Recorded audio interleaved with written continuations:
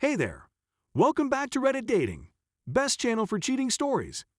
Make sure to like and subscribe the channel for more spicy stories. Wife cheated, so I tricked her into publicly admitting to having the affair in herpes.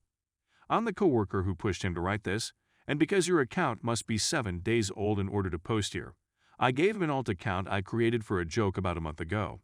This story has been around for almost 12 years.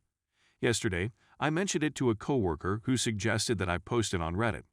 Today, he encouraged me again, and here we are, drinking drinks before the 4-day weekend and my writing is finished. So, this is my first time here, and hello to everyone. Apologies in advance for any errors.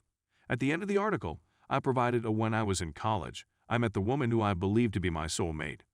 The two of us had been dating for almost 2 years when we got married in a big wedding after a 10-month engagement. Her family was well-to-do in a tiny southern town. We were both finishing our educations, and I was also working to provide financial support for the two of us. During that time, I was working on a master's degree in engineering, while she was earning her PhD in anthropology. A summer job opportunity presented itself for her to earn some additional money by working as an aide on a religious studies trip to Jamaica over the summer months. After all, she was going to go to Jamaica and get paid for it. So I didn't see any drawback to it other than the fact that she would be missing her family while she was away for 6 weeks. I had no idea that she had been the professor, who had gone out with us, smoked my weed, and drunk my beer, so I considered him a buddy, who had booked the trip for them to bang all over the island for a couple of months.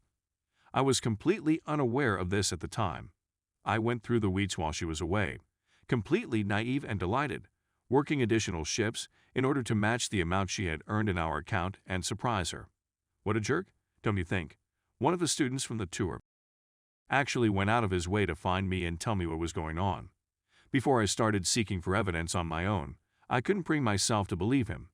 I finally broke down and checked her texts while she was sleeping, only to discover that there were none. Because there were several VM, I decided to listen in, and there it was. A message from that gigantic telling me how great it was that I was so close to catching them. As soon as I opened up her laptop and pushed the emails button, it was a deluge with people making fun of me for not knowing what they were talking about and in our bed and laughing about it. There was so much, and I was really devastated. I couldn't do anything because I was too hurt to do anything. I had no idea what to do, so I sat on it for a couple of weeks and tried to act as normally as I possibly could. I noticed everything now, and I felt so foolish for not noticing it earlier. There are so many signs. There was one that stood out in particular. Even though we weren't having, I noticed that our supply of homemade cannabis lube, which, if you haven't tried it, I highly recommend it, was depleting quickly. It was evident that they were also taking advantage of my hard work to get off more quickly and efficiently. This made me quite irritated. Hulk is absolutely insane, and not in a good way. It had all finally dawned on me. These jerks thought I was a goddamn joke, and they were in my bed while using the lube I manufactured for them. I didn't want to hurt them anymore. All I wanted was to make them hurt. In order to keep her occupied while she was studying in the library, I produced a fresh batch of lube. I made a combination with enough marijuana to make it smell normal, but I also included some poison ivy from our backyard, which I added after refilling the spray container we used for application. I then waited.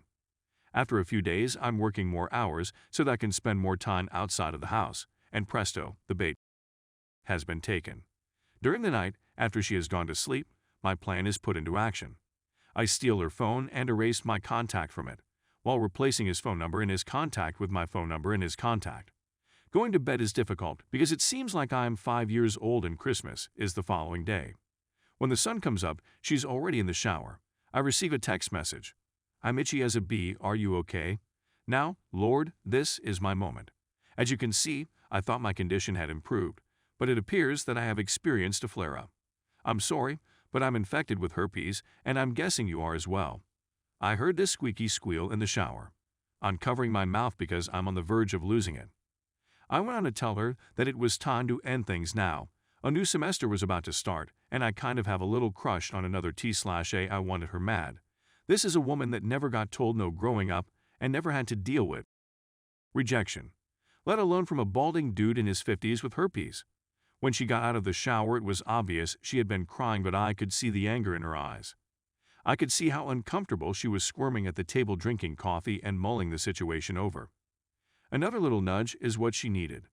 The reply she got to her pages and pages of anger and sadness was, "Thanks for the good times, but can you keep this a secret between us? I don't want to ruin my chances with anyone else." She's flush with anger now, just seething. She gathered her keys and headed out the door without even saying goodbye.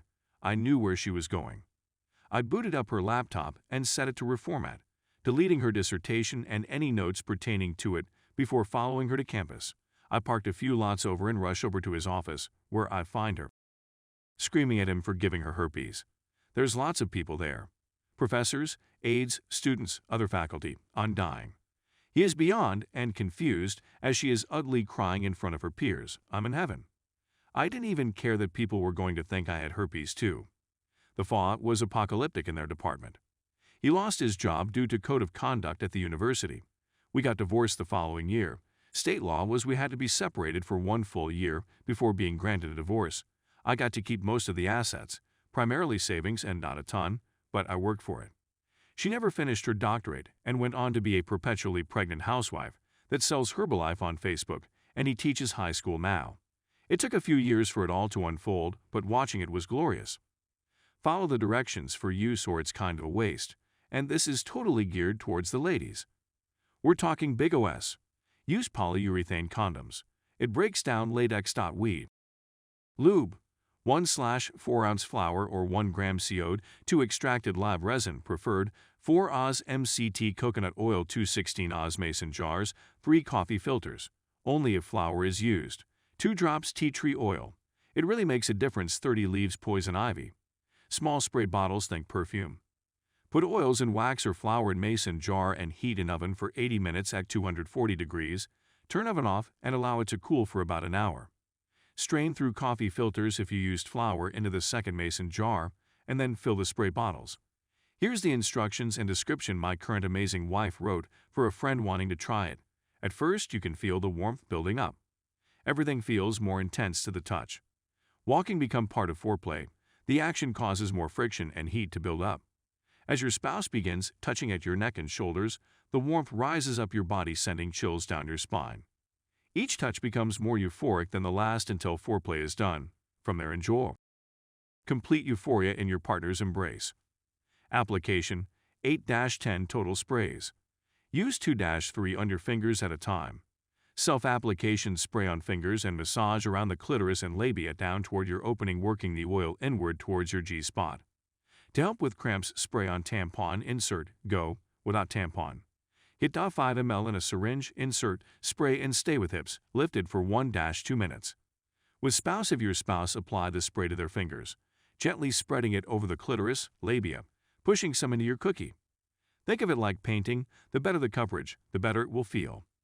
Be sure to apply to your G-spot. It's about 2 inches in on the front wall of your vagina. For an added plus, apply to the O-spot, which is directly across from the G-spot on the back wall of the vagina. Spend this time exploring other areas of your lovely treasure. Don't use if overly intoxicated. You'll simply waste it.